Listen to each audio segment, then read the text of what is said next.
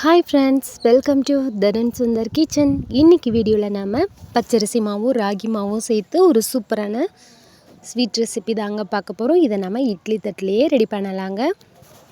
நம்ம சேனலுக்கு இப்போ தான் புதுசாக வந்திருக்கீங்கன்னா சப்ஸ்கிரைப் பண்ணலைன்னா ப்ளீஸ் சப்ஸ்கிரைப் பண்ணிக்கோங்க. வாங்க வீடியோக்குள்ளே போகலாம்.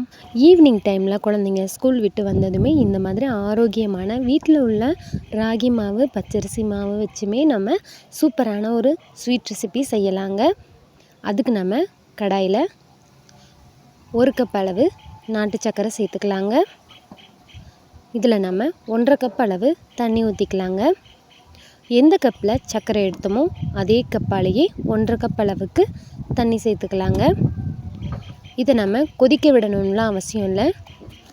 ஜஸ்ட் ஸ்டவ் ஆன் பண்ணி இந்த மாதிரி கலந்து விட்டிங்கன்னா கட்டிகள் இல்லாமல் நல்லா சர்க்கரை கரைஞ்சிருங்க. பாகுலாம் காய்ச்சணும்னு தேவையில்லை, ரொம்ப கம்பி பதம் வரணும்னு தேவையில்லை. இந்த மாதிரி ஒரு கொதி வந்ததும் இதில் நம்ம ஏலக்காவை தட்டி சேர்த்துக்கலாங்க.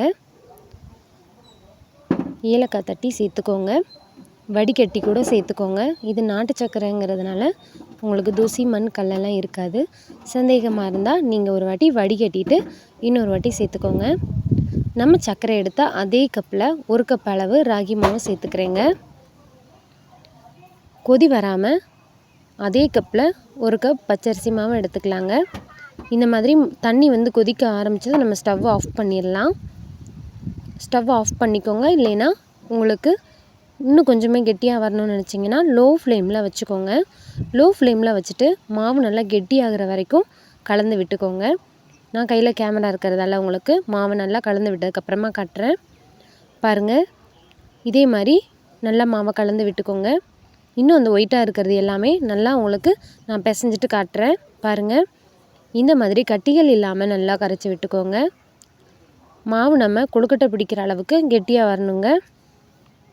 இப்போ கட்டிகள் இல்லாமல் நான் மாவை நல்லா பிசைஞ்சு வச்சுருக்கேன். இப்போ கையில் நல்லா எண்ணெய் தடவிக்கோங்க. மாவு நல்லா வெது வெதுப்பான சூட்டில் இருக்குதுங்க. வெது வெதுப்பான சூட்டில் இருக்கும்போதே நம்ம கையில் எண்ணெய் தடவிக்கலாம். எண்ணெய் தடவிட்டு இந்த மாதிரி பால் மாதிரி உருட்டிக்கோங்க.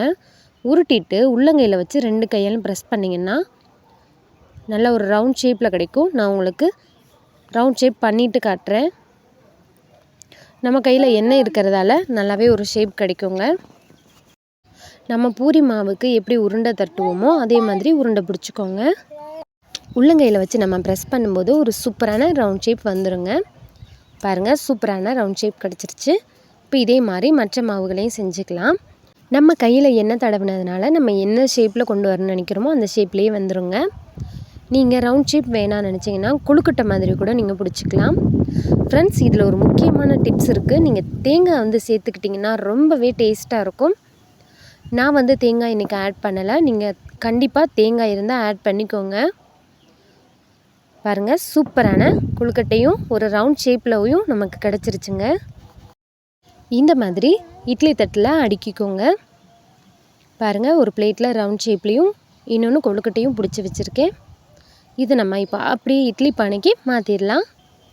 இட்லி பானையை மாற்றிட்டு நம்ம மூடி போட்டு ஒரு 5லேருந்து 6 நிமிஷம் மட்டும் வேக விட்டால் போதுங்க. சூப்பராக வெந்துடும். பாருங்கள், பார்க்க சாக்லேட் மாதிரி இருக்குது. ரொம்பவே சூப்பராக வெந்திருக்கு.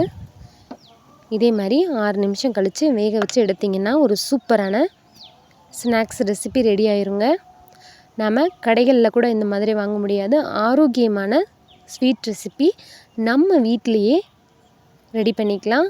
சுகர் பேஷண்ட் கூட சாப்பிடலாம், நம்ம நாட்டு சர்க்கரை சேர்த்துருக்கிறதால. ஸோ சின்னவங்கலேருந்து பெரியவங்க வரைக்கும் யார் வேணாலும் சாப்பிட்லாம். இந்த ஸ்வீட் ரெசிப்பியை கண்டிப்பாக மறக்காமல் நீங்களும் உங்கள் வீட்டில் ட்ரை பண்ணி பாருங்கள். இந்த வீடியோ உங்களுக்கு ரொம்பவே பிடிச்சிருக்குன்னு நம்புகிறேங்க. இந்த ஆரோக்கியமான ஸ்வீட் ரெசிப்பியை நீங்களும் உங்கள் வீட்டில் ட்ரை பண்ணி பாருங்கள். தேங்க்யூ.